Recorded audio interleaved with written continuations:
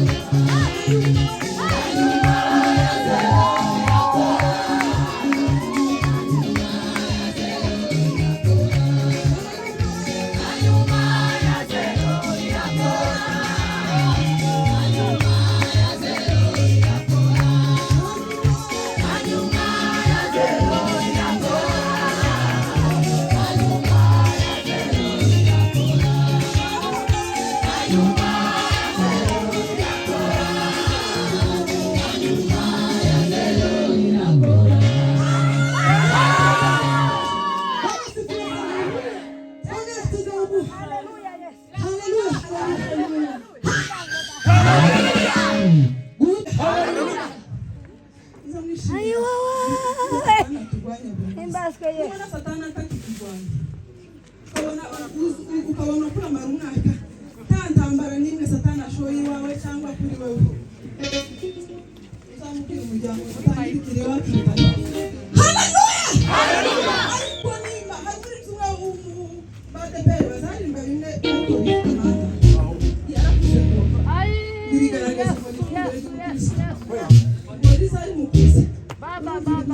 kuzwa n'ibifumbire baza bimwe bidafite ariko akazamo ikigori cyiza aravuga ngo ikigeragezo ngo ifumbire kiza gituma ngo azaye amashisha agakura akaba muremure mu buryo bw'umwuka bana sifiwe nubona nta kigeragezo ngo wishake n'ifumbire wowe wenyine ubwira Imana utuje imbere y'Imana uvuga ngo Mana nije fumbire y'iki kigeragezo bana sifiwe murangiza haleluya bagikure kukurana haleluya ariko Bibiliya yarambwiye ngo nitugere imbere y'Imana Imana izatwambika ikamba y'ibigeragezo byose twahuye nazo tukiri hano